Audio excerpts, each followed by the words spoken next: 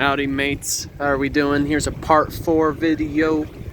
This is still over at the Cedar Point Environmental Park over in Inglewood, Florida. Right now, we're actually at one of my favorite parts of the preserve, where it actually opens up, meeting with the Lemon Bay. And the Lemon Bay is a classic example of an estuary, which essentially describes brackish water, which is a mixture of salt water and fresh water. So, I've done videos here in the past in which I have helped before in seagrass wading trips, hosted by Gerald, as I mentioned in my last video. But actually, way out in the distance, I don't know how well you can see it, is the famous bridge that connects to Minnesota Key. It looks a bit busy right now. And it is a rather breezy day outside. So I can only imagine how the ocean looks right now. But unfortunately, it is way too packed. See, my thing is, I think, especially for this time of the year, I think people who actually live in Florida should actually have sort of like their own, like Florida tags only. Like there should be a Florida tags only designated parking area. So a lot of those people who do have those types of tags are most of the time locals, year-round residents. But that's just me. Because the thing is, a lot of the beaches, they get so crowded as to where it makes it nearly impossible for any of the locals to make their way. Really, this time of the year, the beaches are primarily full of vehicles that have out-of-state license plates. So, it's kind of it can be a bit of a bummer. But, you know, for people like me, I do know that there are plenty of other forms of attraction, naturally speaking. So, here, it just, it goes back onto the mainland. And now in terms of like why this place is called Cedar Point, I think it has to do with some of the trees that are here, and I think it also has to do with just the shape of the land. So like where I just was, that was considered to be one of the points. Oh, here we go. There's a chance to talk about something. Right in front of me is something called an Eastern Red Cedar.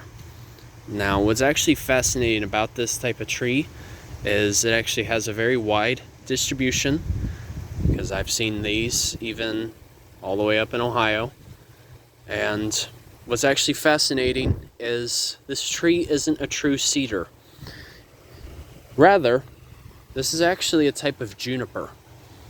Junipers just describe another group of conifers. So, you may be wondering, what makes it a juniper? Well, junipers actually produce berries, whereas most cedars do not. They actually produce cones. But you may have noticed, like these particular types of trees, they don't carry the cones. Now, it looks like a lot of the berries have already been picked off, because of course our wildlife love them a lot. So that's a fascinating thing about the Eastern Red Cedar. I mean, there's more to it, but I want to mention about another type of plant. Here we actually have something called a Kuntai. I mean, I've heard it pronounced a couple of different ways, but this is a famous Kuntai. It's the only native cycad that is found in the state of Florida. So most other cycads you'll find in other parts of the world, or a lot of them have become extinct. But you may notice towards the center here, there's a lot of orange little capsules. You see them? I'm gonna try to, well, I'll touch one, but I definitely will have to wash my hands once I get back to the main facility. So these are basically the seeds to the Kuntai. Now, since there are seeds at this point, or the fruit, I should say, it's bound to be that this is a female Kuntai, because they are indeed dioecious. Now, what's fascinating about these little capsules is they're actually poisonous, because there's a chemical compound called Cycasin, and Cycasin is actually a form of cyanide. So very dangerous. It can be poisonous, and even among just touching it, it can cause some severe irritation. So with that being said, you have to be cautious carrying these. Now, these are commonly consumed by like ants, for instance. They'll help disperse, or what they'll oftentimes do is they'll just stay put, and then they'll just have the opportunity to reproduce, start up a new Kuntai. Now, it's fascinating about the Kuntai, in addition, is the fact that the host, or like the common pollinator, is the Atala butterfly. The Atala butterfly relies on the Kuntai as a host plant. So they use this plant to help reproduce. And I believe they also feed on those little orange capsules too. So they're a really neat type of plant. And since they are a cycad, they have coexisted for basically millions of years. I mean, I'm pretty certain of it, but they have even coexisted with the dinosaurs in addition. But definitely when you touch those orange capsules, definitely wash your hands. Just because, and don't put it near any extremities. But what's really fascinating too about the plant is, wait, hold on just a second.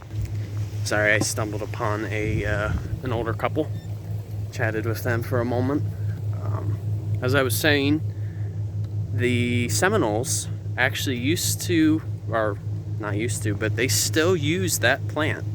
They extract the roots, and unfortunately the roots are also poisonous in addition. But they somehow knew they had to carry out a process where they had to beat the roots to turn it into a fine powder, and they knew the exact amount of time that it had to be in the sun, because once it was in the sun for a particular amount of time, it could then be used as a form of flour as well. Same goes for the leaves in addition. So it's remarkable how they knew that back then, when, you know, simply looking up something on your phone or a computer was not even in existence yet. So it just really goes to show that Native Americans back then, they really knew their plants really well, and they knew how to coexist with them. So, alright you guys, hope you enjoyed that video.